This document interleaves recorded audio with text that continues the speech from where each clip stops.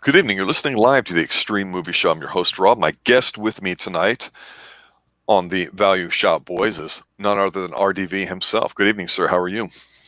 I'm doing groovy. How are you? I'm doing pretty good. We are definitely in the middle of season 1 of Ash vs. Evil Dead. We're going to be reviewing episodes 5 and 6 tonight, Doctor. And I got to tell you, I have a few small comments to make about some of these episodes, which aren't bad, but definitely noticeable. But we've got some continuations of some wonderful themes here with some great visuals. The story keeps chugging on, some fantastic music. All in all, it's really, really good. Ed Burr is joining us in chat saying he's heard good things about it. Good evening, Ed. Glad to see Ed in chat for a while. Yeah, it's been a bit. Yeah, definitely. Suffer from the Washington Redskins hangover nonsense that's going on, and that's a whole nother thing for my maybe now defunct Rob's Redskin review live stream that I was doing with each game.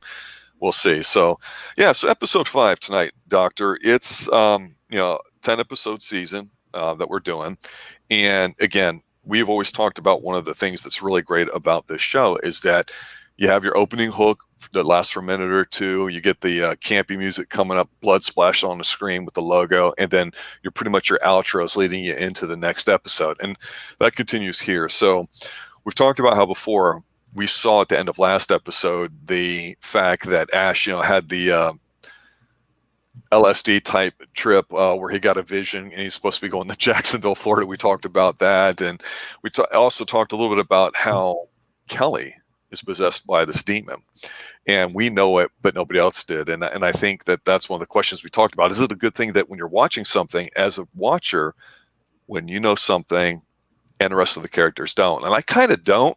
I think that's a big way of describing Alfred Hitchcock's approach to a lot of things. Show that people, the bomb underneath the table, the people don't know, so the crowd goes crazy. And Libertine from I Love Comics is a big Hitchcock fan, and we've debated whether or not that's a good thing or not, or how well it can be used. But here, I got to admit it, she's kind of hot when she's got the black eyes. What do you think? Well, I can tell you right now, when she's doing the bong off the shotgun, yeah, it's kind of cute, but I'm thinking, I don't trust her. And Pablo should know better, because the fact, this whole entire time he's trying to get with her, and she's kind of treats him as a little kid. She just ignores him. So the fact that she would suddenly go after him and be like, yeah, I don't think, Ash is the one that's possessed. I think it's Kelly. Definitely Kelly. Because she does not like me. To have her...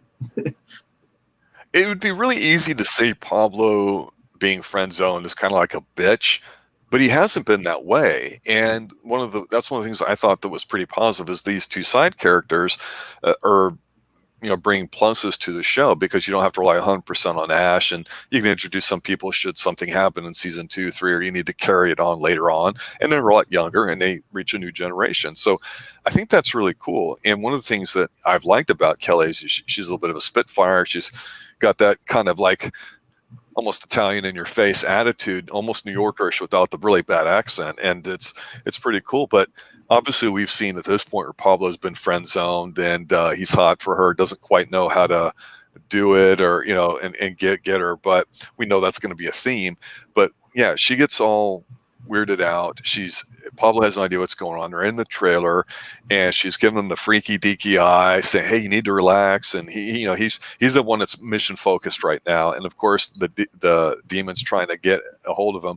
So yeah, she's taking the pot that they find in there, putting it in the shotgun, taking a hit off of it with her legs spread, and it's like you can't get any more phallic than this without just being pure porno. And I mean, but it's so seductive. She does a really good job of going from this to sexy without seeming too stupid. You can go, uh-oh, Pablo's doomed. She's going to seduce him.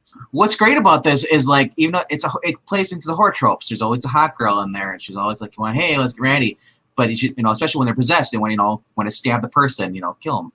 Like I said, I love Rami when he's able to do what he wants to do, and not when he's held back because somebody doesn't like it. This show is basically what it looks like when you don't have censorship. Yes. When people are allowed to make the product the way it is. And I can tell you, Sam Raimi will put fan service galore in anything he does, as much as he can, without the freaking studios or being like, oh, you can't do that. That's not right. That's sexist or whatever. It's like, No, he's like, dude, this is what it is. So people loved about the original movie. So and to take it away from that, to change it because well, someone doesn't like that now. That was wrong back then. No, it takes away from the movie. It takes away that special formula what made it so great. So I mean, so when Sam Raimi puts his mind to it, like I said, like yeah, some people don't like Spider-Man 3. That wasn't Sam Raimi's fault. That was Sony. That was Sony interfering. And I'll say this. I love his films. So the fact that Sam Raimi is actually cares about his fans and he's doing this, he's putting all these horror tropes in this, and we know it's these horror tropes and we know what they are. Most people would roll their eyes at this. Well, guess what? Ash versus Evil Dead is a comedy. It's a comedy with horror aspects to it. Yeah. And I know you don't believe in such as horror comedies. No, it's a comedy show to me. I agree with you. The way it's a huge dark comedy. It's yes, with gore and all that stuff.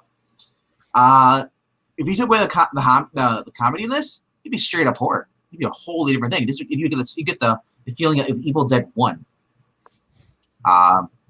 And I'm curious to see what it would look like if you got rid of the jokes. Well, you brought up something last week when we were talking about episodes 3 and 4 that I think is really appropriate for these two episodes because, Raimi's obviously involved in directing the first one. He's not necessarily, I don't know the level of his involvement in every episode because I don't think everything's written by him and directed. We could look that up, but it's Robert Tepper writing it. But Sam Raimi it's just, remember him and Bruce Campbell, this is their thing, and Robert Tepper. All three of them on there. So it's because you don't see it. No easy way out. It's all I'm going to say. Well, yeah, just because you see it, that's because it's not. This episode is not directed by Sam Raimi. Sam Raimi's in there. He's revealing everything. Yeah, and one of the things too to answer Ed's question about here. Yes, this is I think originally on Stars. I believe it's on Prime right now. Amazon Prime, if you check it out. All 3 seasons too that were in it. Season 3, a lot of people say is different than seasons 1 and 2, but we're trying to go in order. And one of the things I was going to say you brought up that I think is really appropriate is that you talked about the fact that these are just a shade under 30-minute episodes, so you felt like the editing and pacing was really tight, and I agree. But when I was rewatching these 2 episodes today, it really struck me that what, I kind of don't think that the effects cheap out. What I do like the fact is it makes sense where kind of like in a stage play, you might only have 2 or 3 set pieces and everything revolves around them. And it's just a question of switching on the light here and there, or maybe sliding something out of the way is appropriate for such a short duration of an episode. Because here, they're obviously trying to figure out what's going on with this devil. And, we're figuring out who's possessed. And of course, we talked about, the whole Pablo seduction storyline going on. But meanwhile, Pablo's uncle or whatever he is, the Brujo, we obviously know that this is going to have some payoff later down the road with each of them, the side characters, Kelly and Pablo. So now it's Pablo's turn. But the thing that's interesting is that if you have one big set piece, and for the most part, you just show them there at his farm with everything. We saw it a little bit, in the episode before. We're seeing it here now. So it becomes a bit more familiar to you. And the fact that we're not switching locations all that much, I think does 2 things. One, I think it allows us to kind of just make it feel like we're there and we have a bit of familiarity to the place because our eyes are watching everything that's going on too. So when the special effects, the action piece happens like it typically does, it feels comfortable. But also too, and I think it's really important, is that these are only like 25, 28-minute episodes. So only having 1 or 2 set pieces really just, I think to me, makes it seem like it's a lot longer because 20, 25 minutes flies. And other than them cutting across with, the cops, chasing them a little bit there too, the whole detective side thing that, will come to a head here in these 2 episodes, you're really just kind of stuck on them. So I think the cutting and jumping around really kind of actually fills out the episode a little bit too. Because frankly here, we find out that obviously she's the one that's, a little possessed. And it's kind of a neat scene because eventually you get to see more of the demon that we saw before, and we said how great he really, really looks in it. And so we get to see a little bit of that. We get to see a bit more of Pablo's Brujo uncle in there, and he's kind of an interesting side character. For me, out of all the characters I've seen so far, he's the one that kind of stands out as a guy that's playing it kind of campy, and I'm almost chuckling when he's on screen. So yeah, it makes for a decent episode. It's certainly not my favorite, but we're, like I say, 5 episodes in, and we still don't know exactly what they need to do. They're just trying to figure out how to get rid of this one demon, and the stupid idea of, hey, well, let's summon something here so we can get rid of the really, really bad one here. So they're dealing with the minor one first. So I think that the story's good enough where they're just kind of dragging it out enough where it's working. I mean, it's the bottom line. If this were an hour episode, I think it would start feeling a bit slow. Does that make sense? Yeah. Okay. Like I said, like this episode is pretty much in the trailer, and it goes back to the main room in the farm house where Ash is tied up and bound and gagged because they think because Kelly, possessed by the demon, basically said that, hey, Ash is the one that's possessed, and it's so she's doing all these. So the Bruja, what's his name? Pablo's uncle is basically just doing all the exorcism, and he's like, whoa, it's not gonna work. So then he asks, and then he's like, well, I'm gonna have to go. So he's gonna start the blood ritual. So and here Ash is like, I'm not possessed. It's like it brings me back to like when he says like it reminds me back to the Evil Dead 2 when he got possessed and he because the girl saw him. He's like, I'm all right. It's me. Yeah. so there's little nods and Easter eggs back to the original movies. But I love the lighting in the trailer, in the actual trail home, Ash's trail home. Oh, you think so? Yeah. The lighting, I'm just saying that the lighting they use when they're filming it, the lighting, the music, all that stuff. It really brings the set to with alive. And you said like what they use a prop, even though they're all using like limited props, but you get the sense like when you're watching this, wow, there really is a trailer home, even though it's probably not at all. It's just a stage. Yeah, with all that stuff in it.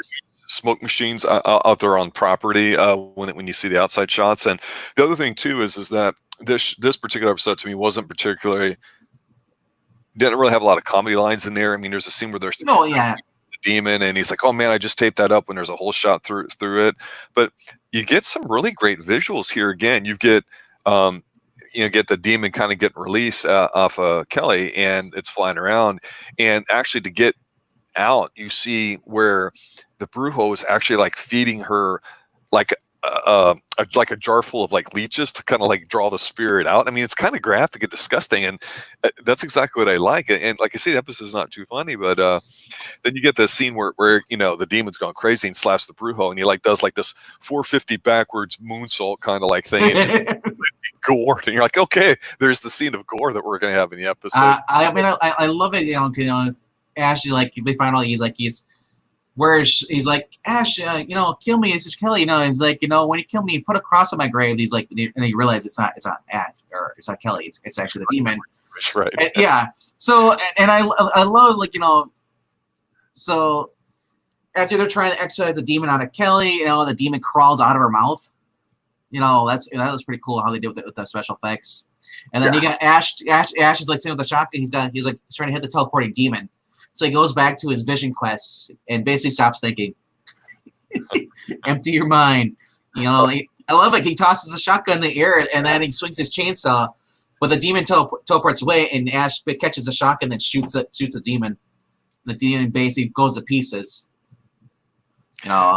Instead of like having like a 5 or 10 minute drawn out sequence, it's basically just 1 minute's worth of hard action like that, and that's where it kind of is like a condensed version of the film, and so that's where it kind of works. But like I say, it's not a particularly funny episode. We see that basically at the end, Pablo's takes the medallion with them, and so we don't know what that's going to represent, but we know it's significance because they bother with it. That scene is also a callback to Army of Darkness, also in that first episode of Evil Dead, where he gets a chance where he throws something in and he catches it. Yeah. So that's what you're saying. You're seeing all these little things, how they connect. Like when he's in the pit, Army of Darkness, and the guy throws the wise man, the wizard throws the chainsaw down, and he reaches up and he grabs it, connects. So I love how it's like you said, the show, like there's little throwbacks to this if you pay attention what's going on. So. Yeah, I mean, the side stuff really is not. It's there, we're aware of it, but sometimes I think having the second plot line with Amanda and Ruby kind of chasing them down is just there. It's not big, at least at this point yet. It's cool that they've got the hand that points and all that too. Yeah. thought when we saw that in an earlier episode, but the fact that they're still using, I'm like, okay, that's productive. That's kind of neat. It was probably the lightest thing this episode, because this episode is not, like I say, very funny at all. They got some great music at the end when they pretty much go to leave. They're playing Stranglehold, revamped version of it, Derek St. Holmes singing. They're all in their 70s now. It's a great little tune for them to kind of ride out onto. But I wanted you to close this episode out, Doctor, by asking you about the new mechanical hand. Weren't you saying that was like a Nintendo thing or something? That's Nintendo Power Glove, and I love it. It's got like if I remember correctly, it has the RoboCop spike that pops out. Oh yes, we'll see that in episode 6. And I gotta say, it was funny about this. After Kelly, who's been possessed by the demon, has no idea what happened. She has no idea that she came on to Pablo. And Pablo's just kind of weirded out every time he sees her now. Well, Pablo wants her. I know. In the right way, which is just disgusting, but it is what it is, and that's what we're going to be. Well, that's what kept him alive, because if he would have been the dumb throwaway character, he'd be like, oh yeah, I'll make it with you, babe, but then he gets killed. He's a smart horn dog. Agreed. Since he seems like he's a virgin, that's probably why he's still alive. So he's got the best. But so now Kelly lost her parents. Or her dad. Now Pablo lost his grandfather or uncle, whatever it is. So now it's like, who's gonna die next? A bunch of no names in episode 6 called "The Killer of Killers," and this one is a different set piece because it starts off with Ruby and Amanda, the cop and the mysterious stranger who shall not be named Xena. Oh, the diner. Yeah. But what I thought was really cool about this episode too, like I said, episode 5 wasn't really that funny to me. And then when I'm watching these two kind of go, I'm not necessarily feeling the vibe between them. It's not really kind of fun. It's not really lighthearted. So I'm kind of, this is the B plot to me, and it feels like it as I'm watching it, because they show up, and of course it's a wasteland. They've moved on, but what's really kind of cool here too is we get a little bit of, I think, Ruby, where she's there at the ranch, and then I don't know if you want. I called it on my notes right here. I've got written down. You can hear that's where she conjured up the spirit. To fire skeleton popping out. So yeah. Have it to yourself, and they kind of get into a fight, and they end up like in this in the fire, and it explodes, and you don't see her anymore. So right off the bat, Amanda, the FBI agent who's trailing them, should know that she's more human than human or something. And if we're not 100% convinced now watching it, we are now. I mean, less human than human. Exactly, whatever you want to call it. Something's not on the up and up, as they say.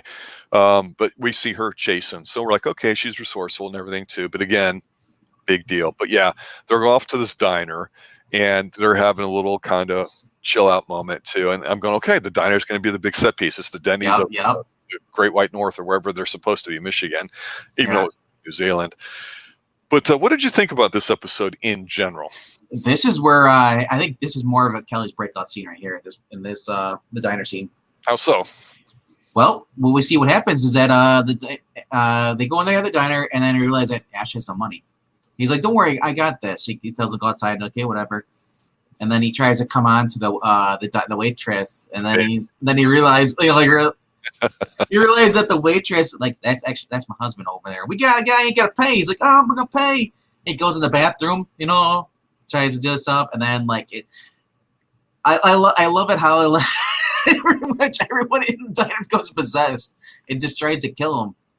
And if I remember correctly, we get to see Ruby with the meat tenderizer.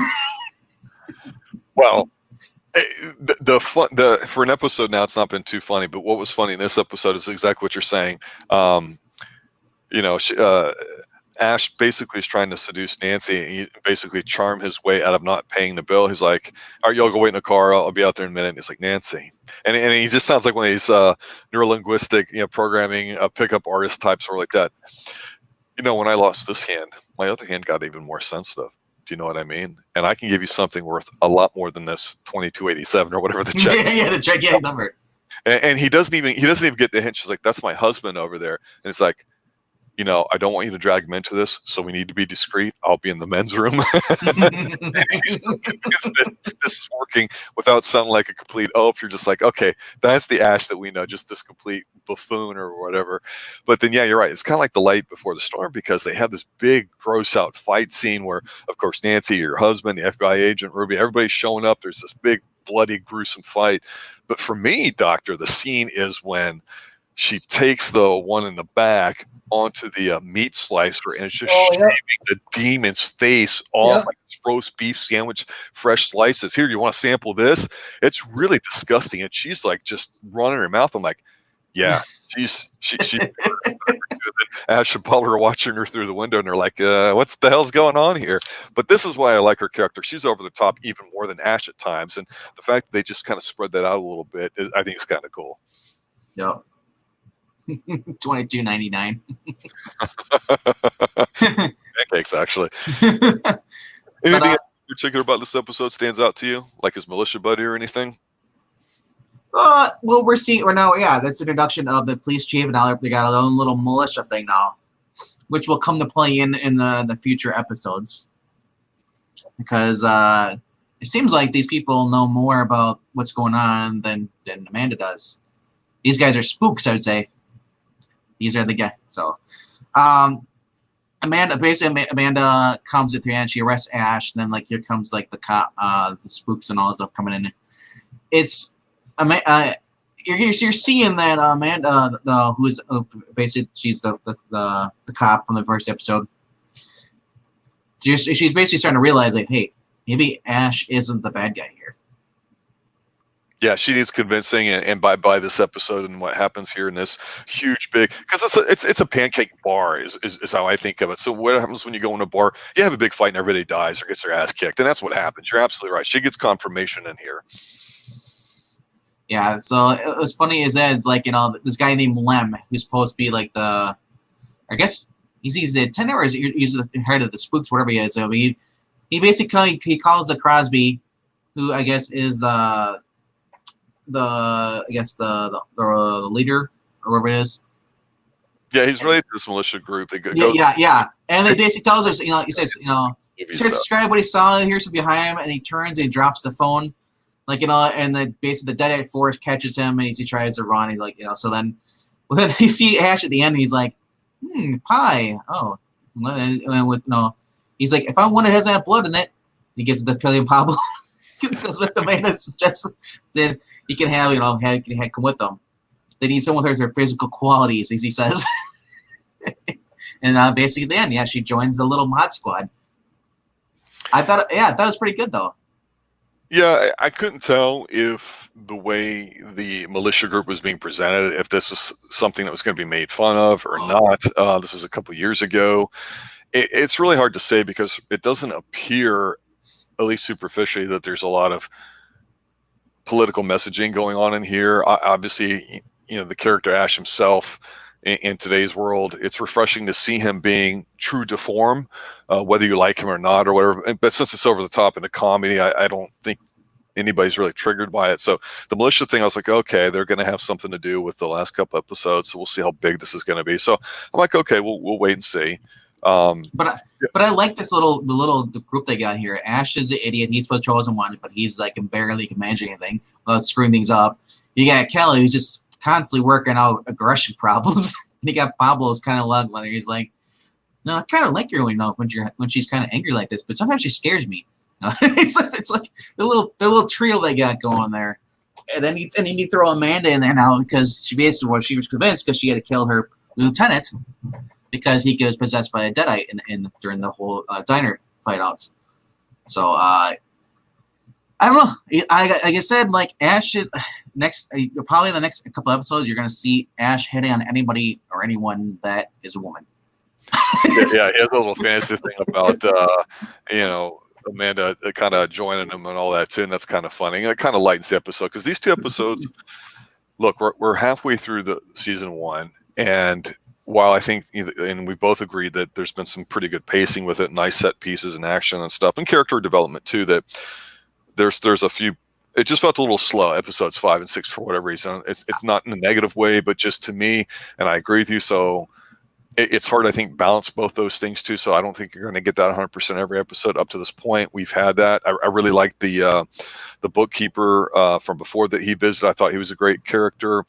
This Brujo uncle was fine. I thought he was pretty good. We see him in basically 2 episodes approximately. So to me, almost any character you introduce, I question whether how long they're going to live. And of course, to your point, his militia buddy pal that he knew from before, we know, okay, he's probably not going to be a major character, but we'll see what he has to do. The only other thing that happens in here too is just the fact that they've used the book itself, the Necronomicon, as a prop is kind of cool, and we don't see it all the time, but we're reminded just how freaking cool the book itself looks too, because you also get to see where they're trying to deal with the book, because there's this reaction. It's like, opposite ends of a magnet or something with Pablo's medallion, the one that he got from the last episode.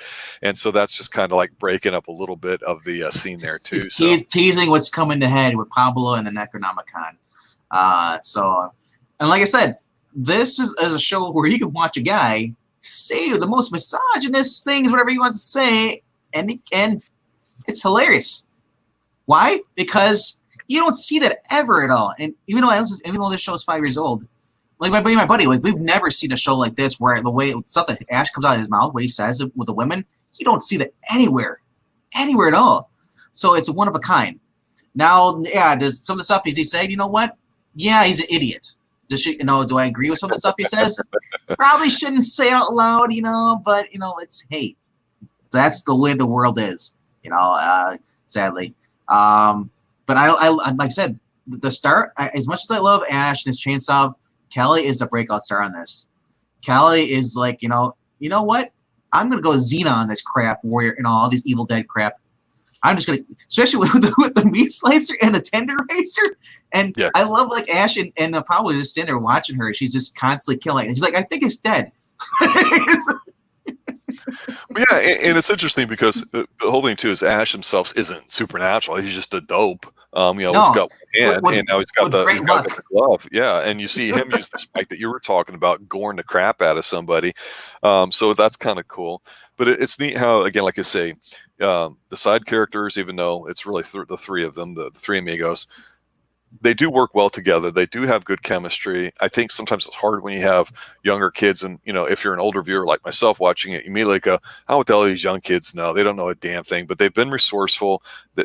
We of course know there's going to be a love interest with it, and of course when Amanda joins the group too, you go, "Oh, okay, now Ash has somebody, and now Pablo's got somebody, but we'll see what happens here or not." And so part of me goes, "It'd be kind of neat to see Amanda and Pablo hook up and see what happens." But that's not going to happen. It's a comedy. I'll just say this: if you're a fan of this show, go read the Dynamite comic books. I've had it for a while. Even I think some of the Dark Horse. I think it's Armored. It's basically Ash versus Armored Darkness.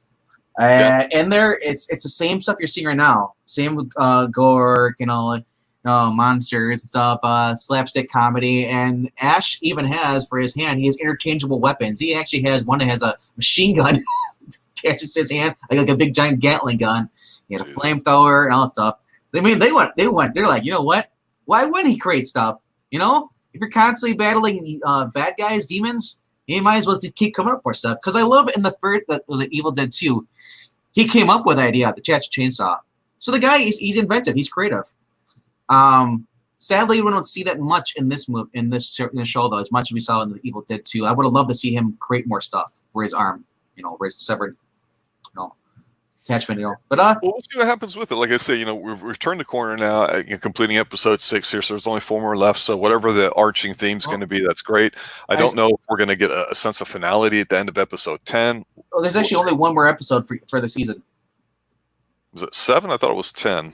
No, there's actually. I was looking on there. It's 10 episodes. I'm looking at it too. Next one is Fire in a Hole, and number 8 is Ashes to Ashes, and then there's 2 more. Sure.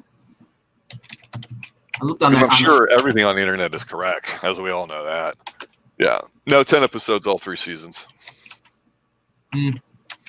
While you're verifying that too, I'll just say that we had another great closing song here too. We get Renegade, an old Styx. Oh, you're right. Okay. Singing. Okay. There too. We've had Deep Purple. We've had a few others. I mentioned Stranglehold on the last one. Space Truck and Highway Star. It's that old question of what's the greatest rock band of all time? Is it AC/DC? Is it the Rolling Stones? You know, some people say, "Oh, is it AC/DC? Is it Metallica?" And the correct answer, of course, is Deep Purple. So there you go, everybody. But yeah, any final thoughts on the show overall up to now through the first 6 episodes, Doctor? If you're not watching the show, you're not a fan of this stuff, you probably won't like it. But I'll just say this: like, give this show a chance. It's better than any of the crap that's currently on TV right now, and I mean everything that's on TV right now.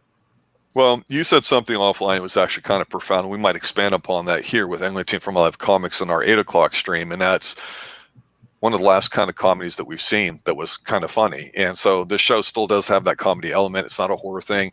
They do a good job of balancing both. The effects are really great. And 6 episodes in, it's definitely worth a watch. If you're a fan of the stuff, if you haven't, but you always go, well, I've read the graphic novels or comics, like you say, and you'd be interested in seeing something, you can start by watching this and not having even watched the movies and still actually get along with it too. So I would agree with you on that.